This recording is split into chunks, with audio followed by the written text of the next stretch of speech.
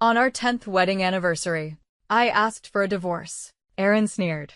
You've put up with it for 10 years. What's with the tantrum now? He thought I was angry about him bringing that young woman into our marital bed and had someone change the bed with a wave of his hand. Seeing that I still insisted, his eyes turned sinister.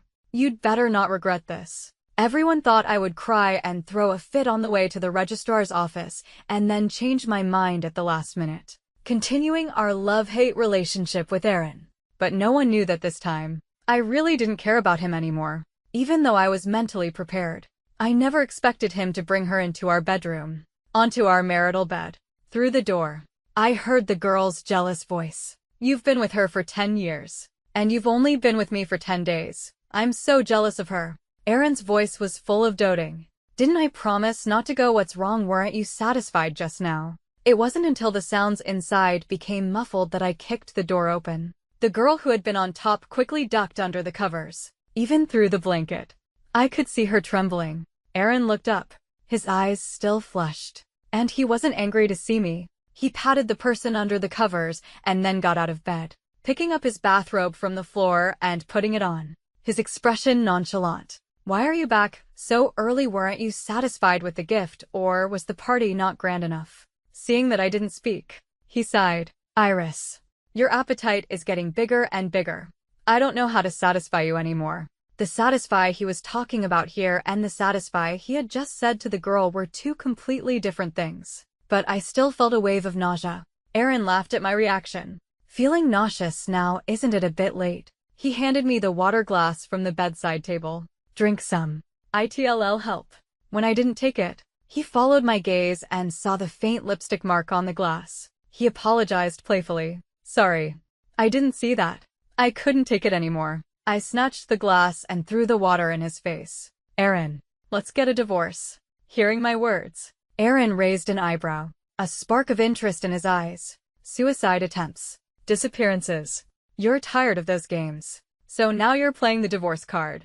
You're playing with fire this time. Can you handle the consequences? Aaron was a very malicious person at his core. He always liked to see me driven mad by him. He would calmly watch me cut my wrists, only to stop because I was afraid of the pain. He would watch me stand on the rooftop, threatening to jump, but too afraid of heights to take a step. He would cut off all my cards when I disappeared, waiting for me to come crawling back to him. He would wait with a calm expression for me to surrender and break down in tears. Then he would gently pull me into his arms and say with great pleasure, "What's all the fuss about? I'm yours. All my money is yours. What more could you want?" Aaron had said it a long time ago. Just think of me as a dog.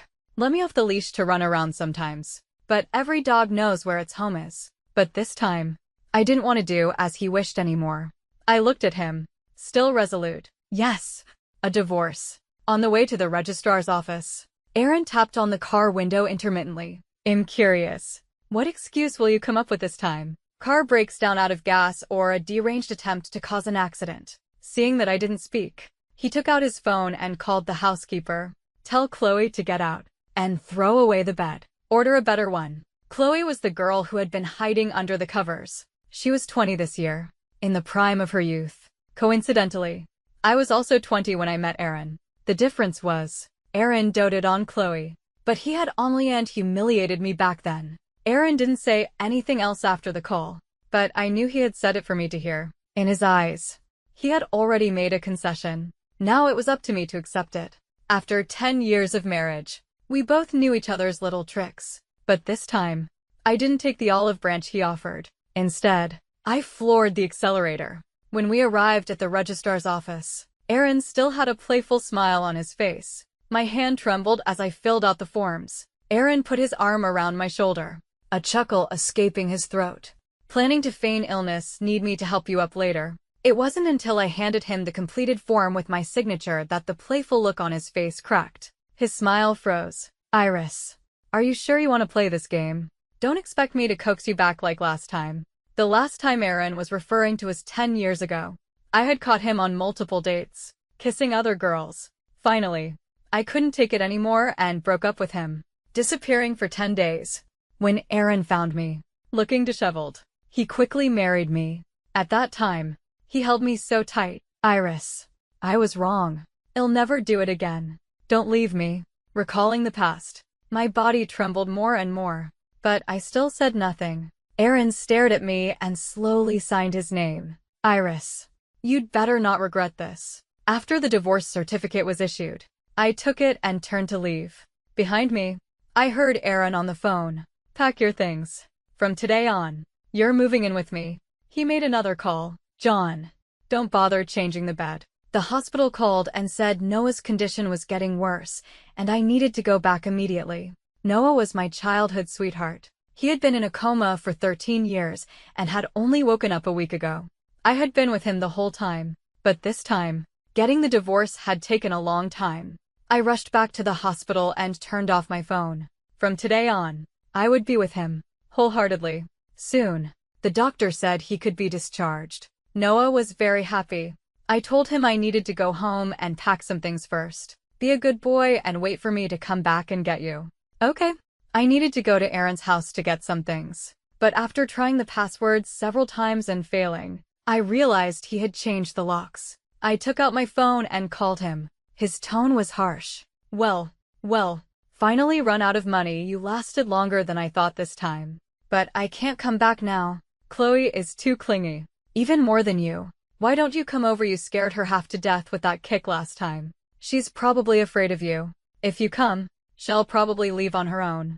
When I arrived at the private room, Aaron was talking with a friend, a cigarette between his fingers. He rarely smoked, only when he was in a very good mood.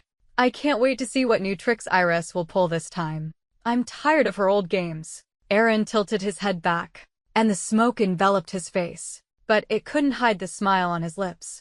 Chloe sat beside him, peeling grapes for him. Mr. Morrison, what's the difference between this and playing with a kitten or a puppy? I kicked the door open again and looked at Aaron. Come home with me.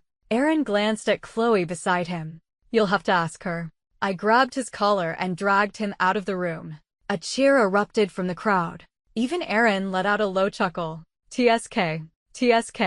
Playing the dominant role. Are we, honey? I'll cooperate completely. When we arrived at the front door, Aaron stood behind me. The password is your birthday. You couldn't even guess that, and here I thought I loved you so much. The door closed, and Aaron suddenly pinned me against it and kissed me. Honey, I have to say, I've missed you all this time you've been gone. With that, his hand began to wander up my skirt. I was shocked and angry. I pushed him away. You reek of cheap perfume. Go take a shower. Aaron reluctantly lingered on my lips for a moment before turning and going into the bathroom, humming a little tune, in a cheerful mood. After all, in his eyes, every time we made up, it was through sex. But this time, after I had packed my things, I cut the power and left. I went back to the hospital and picked up Noah.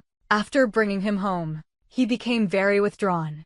I always thought you would have sold the house for me. Noah stared at me intently. Iris, have you dated anyone these past few years? I secretly pinched my palm, put the durian flesh in a small bowl, and fed it to him. No. After a pause, I spoke again. Really, Noah, believe me. Noah held the durian in his mouth, smiled gently, and nodded. The small 2-bedroom apartment was just enough for Noah and me. He was a little worried about what other people would think, so he was reluctant to go out. We just stayed at home, watched TV, tended to the flowers, and did his rehabilitation exercises. I also made him various nutritious meals according to a recipe book. I got a new SIM card with Noah's ID, so no one could contact me. But one day, while scrolling through my phone, I saw Aaron's name for the first time in a long time. On the skyscraper in City A, a line of text was flashing repeatedly. Iris, if you don't show up, I'll kill myself for you to see. Aaron wouldn't really kill himself, but I understood. He was threatening me. The time I broke up with Aaron 10 years ago, I hid from him very well. He couldn't find me, so he threw a tantrum at home, saying that without me, he wouldn't live either. He was the only son in the family, spoiled beyond measure, and naturally got whatever he wanted. After the Morrison family intervened, I lost my job and my house. As I was carrying my luggage with nowhere to go, Aaron appeared. He was crying and saying he couldn't live without me, while also threatening that he could find me no matter where I ran. I was afraid of Aaron showing up in front of Noah, so I decided to go see him. Noah knew I was going out, He didn't speak, just looked at me, which made me feel even more guilty. I left as if I were fleeing. I found Aaron without any difficulty. Apart from some dark circles under his eyes, he still looked as arrogant as ever. When he saw me, he immediately kicked Chloe, who was beside him, to the side, picked me up, and carried me into the room next door. Aaron threw me onto the bed and pressed down on me. Aaron, we're divorced. This is inappropriate. Aaron kissed me, his words muffled. If you want to get back together, we will. If you don't, you can decide what our relationship is. I'll do whatever you say. I want to leave. Fine. Let's go home. I mean, I don't want to be with you anymore. Aaron's hands finally stopped. He frowned at me. Are you serious? I nodded. As I nodded, Aaron's hand came down, slapping me. Iris, are you pushing your luck? I've supported you for so many years. Besides the occasional affair, haven't I given you my all? Aaron wasn't wrong. When we got married, it was because he had thrown a tantrum and begged his family. The Morrisons couldn't do anything about him, so they made us sign a prenuptial agreement. If we divorced, I would leave with nothing. And during the marriage, I couldn't have any property in my name, not even a car. Aaron knew I loved money, so after we got married, he gave me a credit card with no limit. He even told me to buy whatever I wanted, and that I could sell it and keep the money. That was how I was able to afford Noah's expensive medical treatments. And I had also saved up more money than I could have earned in 10 lifetimes. But I really don't like you anymore. Aaron saw that I was serious and grabbed my neck, his face dark and menacing. Iris, you'd better think this through. No other man will dare to have a woman that I've cast aside. He let go of my hand and, ignoring my violent coughing as I lay on the bed, turned and left the room. The first thing I did was rush home. I had to tell Noah that we had to leave immediately. But as soon as I opened my mouth, the door behind me was kicked open. The one who kicked the door was Aaron. I instinctively shielded Noah. Aaron's eyes were red with anger. Iris, you really were hiding someone from me. I turned to look at Noah, my eyes pleading.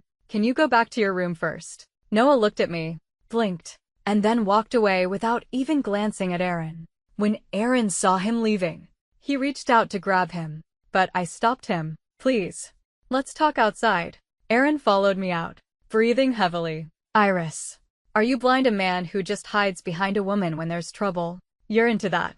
I looked at Aaron and gathered my courage. He's my first love. When I was in high school, some punks were bullying me. He got hurt protecting me and ended up in a vegetative state. I dropped out of school and started working to pay for his medical bills. Aaron's mouth fell open in disbelief. Doesn't he have a family? Why do you have to earn money for him? Do you think him a fool? His father died a long time ago. His mother jumped off a building and killed herself 6 months after he got hurt. When I was a kid, my dad was a violent drunk.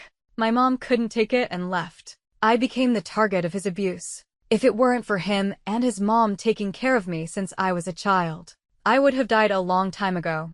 Aaron, he was in a vegetative state for 10 years for me.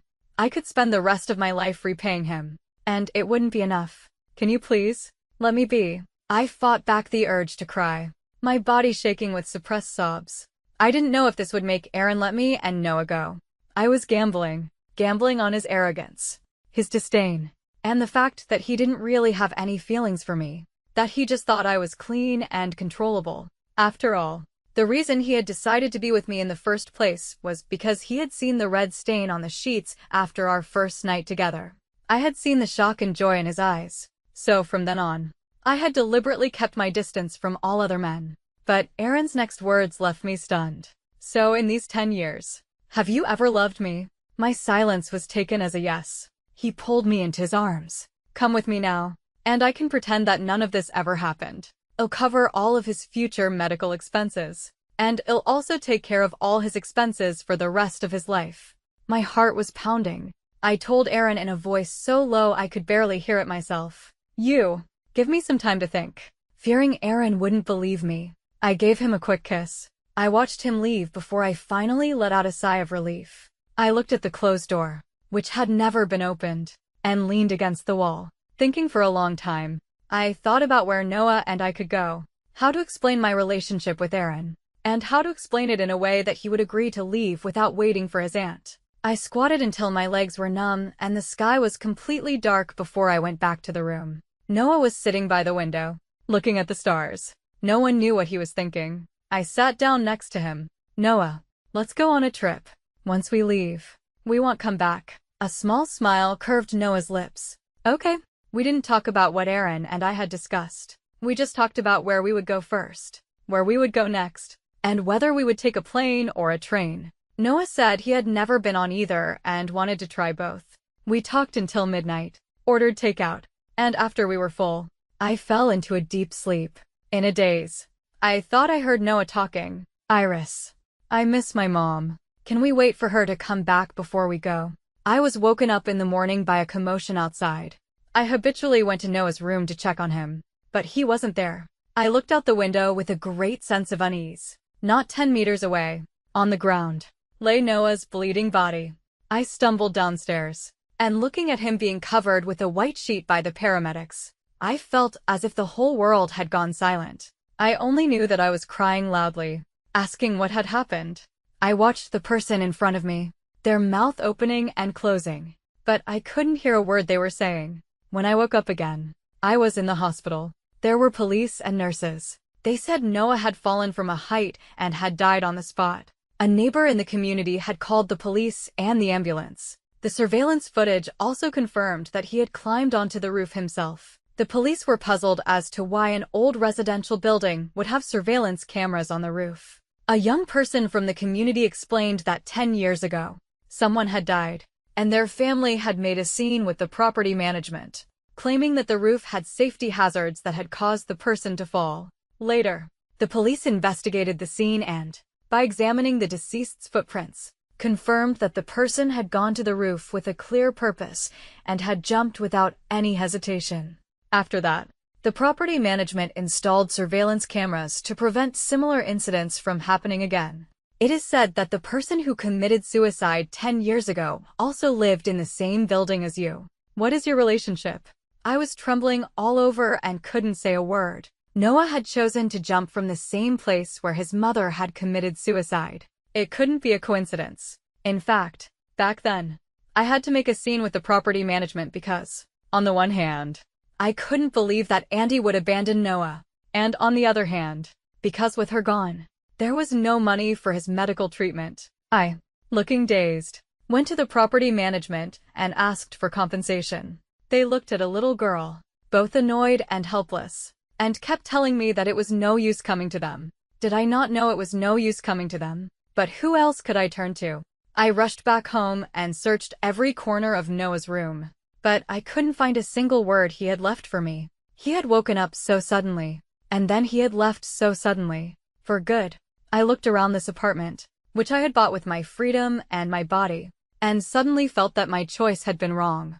When Noah had his accident, his mother had wanted to sell this apartment immediately, but I had stopped her with all my might. She didn't know that this small apartment held a little secret of Noah's. When Noah was 8 months old, his father died from a wrong injection given by a quack doctor. The doctor was a relative of the village chief, and Noah's grandmother and family were afraid to make a fuss, so they instigated Noah's mother to do it. The money was recovered, but Noah and his mother were kicked out by his grandmother. The reason was, "You've offended the village chief. If we don't kick you out, how can our family survive in this village?" Annie took Noah and moved into this old, dilapidated apartment. As they lived there longer and longer, the home became clean and cozy. Auntie often said, "I wish we could buy this apartment one day." So, the 12-year-old Noah started working odd jobs on his way to and from school. My father was drinking every day back then and would often not come home for days. So I followed him around. We collected bottles, ran errands for others, and secretly worked as waiters in restaurants. We stopped when we entered our second year of high school, when the curriculum became more demanding. We gave the 10,000 yuan we had saved over the years to Auntie. Noah lied to his mother and said that his grandmother had given it to him. "I'm the best student in the family now, the most promising one. Grandma said that when I earn money in the future, I should be filial to her." Noah's mother held the money and cried her heart out. After all, when they were kicked out, they weren't even allowed to take a single blanket. Auntie said resentfully, "Why should the son I worked so hard to raise be filial to her in the future?" Noah smiled. Whether we're filial to her or not is up to us. Later, Noah's mother used all her money to buy this old, dilapidated apartment. But just a year after they had lived there, Noah had his accident. I clearly remember the way Noah looked when he gave the money to Auntie that year. Proud, self-assured, full of hope for the future. Auntie cried and asked me how we could save Noah if we didn't sell the house. The money she had was not enough to save him. So, I dropped out of school. Through a friend, I got a job as a waitress in a nightclub. That's where I met Aaron. He looked me up and down with amusement. So vain at such a young age. What are you saving up for? Breast implants. A group of people slapped their thighs and laughed. At that time, I had never seen such a scene. My face turned red instantly, and I tremblingly placed what they had ordered on the table and turned to leave. Aaron went there often, and every time he saw me, he would ask if I was still short of money for my breast implants and if I needed some help. I pinched my palm and asked him if I could borrow 5,000 yuan. Aaron laughed and threw open the door of the private room. I won. It turned out that from our first meeting, they had made a bet. They were betting on how long I would last before I started asking him for money. Some had bet a week, some a month, some 2 months. Only Aaron had bet correctly. He had said 3 months. That day, Aaron won several tens of thousands and, in a good mood, threw me 10,000. When I rushed to the hospital with the money, I heard the devastating news of Noah's mother's suicide. It turned out that what she had said to me that morning was her way of saying goodbye. Iris. I gave the hospital another 2,000 yuan today. That's great. Noah can live for a few more days. Iris.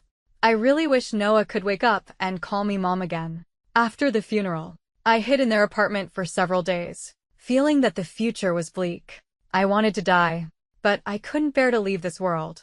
I wanted to let Noah die, but he would turn over. He would breathe, as if he could wake up at any moment, as if he could smile at me at any moment. I couldn't bear to let him go either. So, I had to earn money to support him. A week later, when I returned to the nightclub, Aaron was still there. I thought you'd be satisfied with that 10,000. He glanced at my chest again. Didn't get them done, what did you use the money for? I lowered my head, trying to avoid his gaze. That money, I'll pay you back. Aaron's voice became hoarse. When do you turn 18? After Noah left, I would have dreams every night. I would dream of the scene when we met again after he woke up. After 13 years, when our eyes met again, we both burst into tears. His consciousness was hazy, and his body was weak, but he recognized me at a glance. He didn't speak, but I understood his gaze. He said, Iris, don't cry. The doctor said that Noah was able to wake up, partly because of the advanced medical equipment and high-end nursing care, but most importantly, because the patient himself had a strong will to live. I naturally understood that, if it weren't for the accident that year, Noah would have successfully gotten into his dream university, then found a job he liked, and would have been able to be filial to the mother who had raised him alone, and would have been able to marry me, his childhood sweetheart. But the beautiful dreams of a young man were all ended in that dark alley by a few punks. When he was desperately holding onto their legs, he still looked at me with his blood-covered eyes. Iris, run, run. I stayed with Noah in the hospital for many days. I chattered on and on, telling him what the world outside was like. Noah wasn't very interested. His eyes, which were a little cloudy from being asleep for so long, were fixed on me. He mouthed the words, Iris, you're still so beautiful. Iris, where's my mom? Iris, I miss my mom. But how could I tell him that in the 6th month of his coma? His aunt, unable to bear the blow, had jumped off a building in the middle of the night due to depression. I held his thin hand and told him, word by word, your aunt has gone on a pilgrimage to Tibet to pray for you. Now that you've woken up, she's very happy and has decided to walk back to thank heaven for its blessing. It would take at least 2 months to walk back from Tibet. I could keep it from him for a little longer. It was finally time to tell Aaron that I was leaving. At that time, Aaron had a new girl, so I created many opportunities for them so that I could catch them in the act. The girl was eager to move up, and she did not disappoint. But I never expected that she would also contribute to the straw that broke Noah's back. The day I brought Noah home, I ran into her at the hospital. She told me proudly that Aaron had been too rough with her the night before. I've heard that you used improper means to get with Mr. Morrison in the first place. Now that you've been his wife for 10 years, you've probably made a fortune. So stop clinging to him and give me a chance. I nodded perfunctorily. We're already divorced. I hope you'll work hard. After all, I have my own life and I don't want to be disturbed by him. At that time, I was only thinking that she could keep Aaron busy, preferably by marrying him, so that Noah and I would be safe. But she thought I was mocking her. She followed me, feeling resentful. She saw Noah and even found a chance to tell him that I was a gold digger, a woman who would go with anyone for money. So when Noah asked me if I had been in a relationship after we got home, he was giving me a chance to tell him the truth. Was it at the moment I denied it that the countdown to his life began? But everything has a trigger. At Noah's funeral, Aaron appeared with a professional funeral team. He pulled me aside. I quietly watched these people carrying out Noah's funeral arrangements in a routine manner. Grand, but cold. Aaron suddenly spoke. Iris. I cut him off, because no matter what he said, I didn't want to hear it. What did you say to him? I ignored Aaron's hand on my shoulder, which was gradually tightening. I looked up at him. He had already agreed to go on a trip with me. He wouldn't have suddenly committed suicide. What did you say to him? Aaron's face was dark and gloomy. A cripple like him. Does he have the right to compete with me? Do I need to go and say anything to him? Iris. We've been together for 12 years. Do you think I would do something like that? He lowered his voice. If you don't believe me, I can help you investigate, on the condition that we get remarried first. Let me think about it. Aaron let go of his hand. I turned and walked out. I walked to a quiet place, and Chloe appeared behind me. What do you want to say? While Aaron and I were talking inside, Chloe had been standing at the door, wanting to come in but not daring to. Chloe clutched the hem of her dress. Don't remarry him. Noah was killed by him. I stared at her. What do you know? Chloe glanced around nervously and took out her phone to show me a video she had recorded. A small drone carrying a letter stopped in front of Noah's window. A small bell was hanging from it, and the sound attracted Noah to open the window. He stood by the window, opened the envelope, and took out the photos and the letter inside. The video was only 10 seconds long. I looked at Chloe, my voice trembling. When did this happen? What was in the envelope? Chloe looked around cautiously, then summoned her courage. Inside was the report of Noah's mother's suicide, and the news of your marriage to Mr. Morrison, as well as photos of you two together over the years. It was the time Mr. Morrison came to your door. We just wanted to force Noah to leave you. We never thought he would kill himself. I laughed so hard I cried. You never thought he would kill himself? A man who had been in a coma for 10 years wakes up, severely disconnected from society, to find that his mother had jumped off a building long ago because of him, and the girl he loved had long since married someone else. How strong must his mind be to choose to leave quietly and live a solitary life? Why are you telling me this? Aren't you afraid Aaron will kill you? I just don't want you to remarry. I love Mr. Morrison. I want to be with him, even if he's not willing to marry me. Seeing that I was just staring at her without saying anything, she became a little nervous. It's not like he killed your first love, and you're still willing to debase yourself and be with him, right? If you really remarry, are you worthy of Noah? I laughed out loud. Have you ever thought about why Aaron had you operate that drone? Chloe looked at me, confused. The next second, she was kicked away.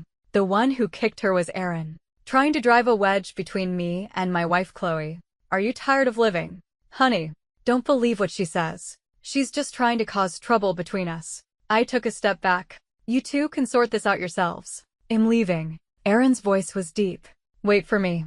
As Chloe's screams echoed behind me, I walked in the opposite direction. My final destination was the airport. Aaron would never have expected that I would choose to leave halfway through Noah's funeral, and then to leave him for good. When Aaron was beating up Chloe, the whole thing was live-streamed.